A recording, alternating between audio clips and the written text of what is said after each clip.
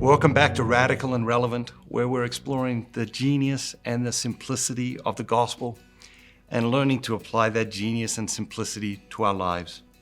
Remember, each day we're looking for a word or phrase or an idea as we read through the Gospels. Pick your word, pick your phrase, pick your idea. I'm going to speak to you about the word, phrase, or idea that strikes me, but a very different word or idea or phrase might strike you, and I encourage you to develop that in your prayer today. Today's reading is from the Gospel of Luke, chapter 2, verses 22 to 32. And when the time came for their purification according to the law of Moses, they brought Jesus up to Jerusalem to present him to the Lord. As it is written in the law of the Lord, every male that opens the womb shall be called holy to the Lord, and to offer a sacrifice according to what is said in the law of the Lord, a pair of turtle doves and 2 pigeons. Now there was a man in Jerusalem whose name was Simeon, and this man was righteous and devout, looking for the consolation of Israel, and the Holy Spirit was upon him. And it had been revealed to him by the Holy Spirit that he should not see death before he had seen the Lord's Christ.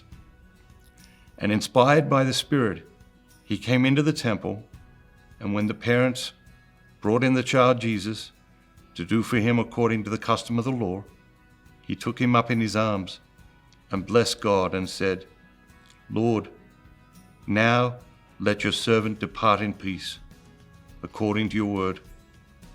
For my eyes have seen your salvation, which you have prepared in the presence of all peoples, a light for revelation to the Gentiles, and for glory to thy people Israel.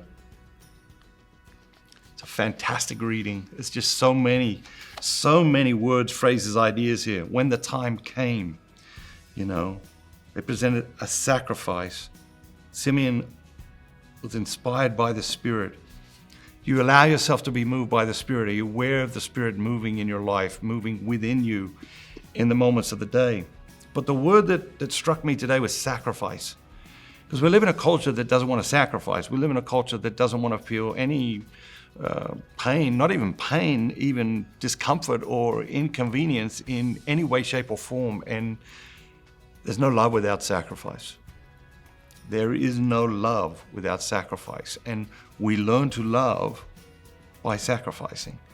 We learn to love by sacrificing in little things and big things, by taking on the pain, the discomfort, the inconvenience of everyday life. We learn to love. And that is a beautiful thing. And these opportunities are constantly presenting themselves to us, opportunities to learn how to love. And so as you go about your day today, go about it with a spirit of sacrifice. Go about it looking for opportunities to learn how to love and to love more deeply. God bless you. Have a great day, and remember, don't just be yourself. Be the very best version of yourself, all that God created you to be.